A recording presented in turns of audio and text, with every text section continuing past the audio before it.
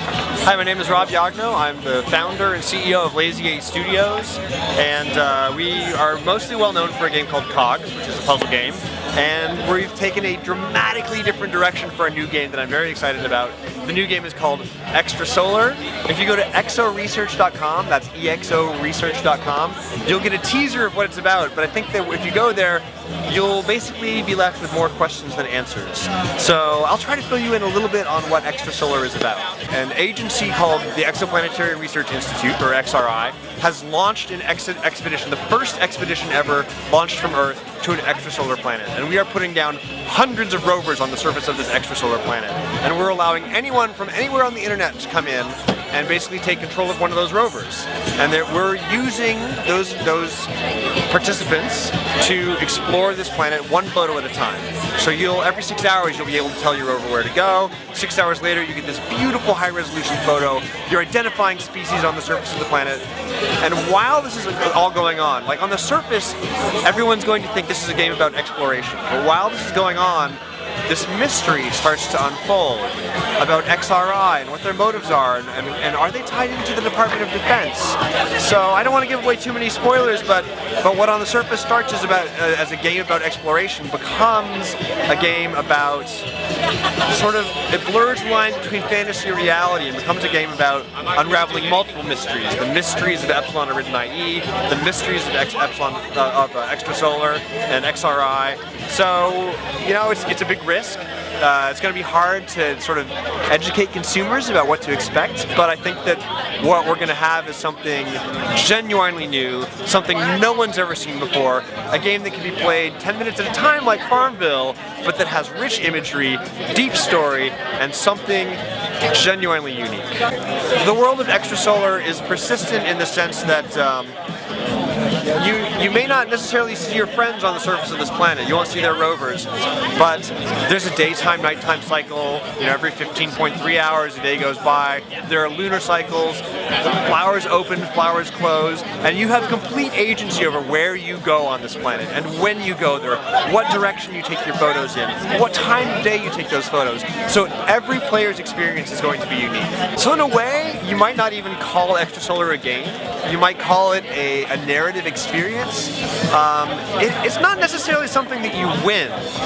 You work your way through the story, you solve the mysteries, and that's a very satisfying thing, is figuring out what's going on. And it's kind of like watching the TV show Lost and understanding the bigger picture and coming to terms with that. And so that in itself is very rewarding. But a lot of it, even when you've finished the game, or at least finished Season 1, there will still be lots left to do. There will be a whole planet to explore, and we really hope that just this mechanic of taking these photos on this virtual planet is enough to keep people coming back for more.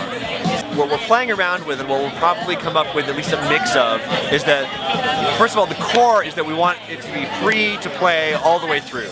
We want anyone to be able to come in and enjoy this deep, rich story. But we'll probably have premium items that you can pay for, extra bandwidth, going through the game faster, taking panoramic photos, taking flash photography on the surface of the planet.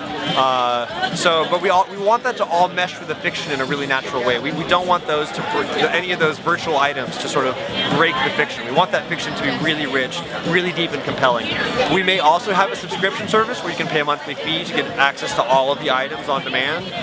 But we're still easily up to a year away from release, so we're going to be playing around and seeing what works and what feels good. One of the really interesting things about this game is that it's an HTML game. It's just played over the web. So if you can surf the web and watch YouTube videos, you can play this game. You don't need a powerful computer. You can play it on a netbook. There will be very rich, beautiful imagery that you have access to, but it's not rendered on your computer. That imagery comes from somewhere in the cloud. We have these virtual cameras on our virtual planet that creates these rich images, which has been, for me as a developer, it's a very liberating experience because I don't have to worry about frame rate. I can throw 1 trillion polygons at your GPU and produce this gorgeous image and then just ship it off to you as a JPEG image. So it's been a super fun, super rewarding project for me, and I hope that the passion that we put into this game will really come through and really be visible to the user when it's done. Because Because Extrasolar will be a web game, it will basically be supported on all mobile devices. Like anything that surfs the web, you can play the game. Now, we're already running into some small problems. Like there are mechanics where you need to drag on an image or drag on a map, and that doesn't work really well on the mobile devices, but at least over time we're going to try to fix that so that, I mean, basically we want this game to be playable from anywhere on any piece of hardware that can surf the web. So we've been on the production cycle for Extrasolar for a little bit over a year now. You know, started with me as the main developer. I've been super lucky to work with two incredibly talented server-side developers who've put together this amazing game infrastructure that runs in the cloud. John Laplastrier and Ryan Williams are just amazing. I'm working with Brendan Morrow, who is the artist for Cogs. Once again, he's going to be the artist for Extrasolar as well.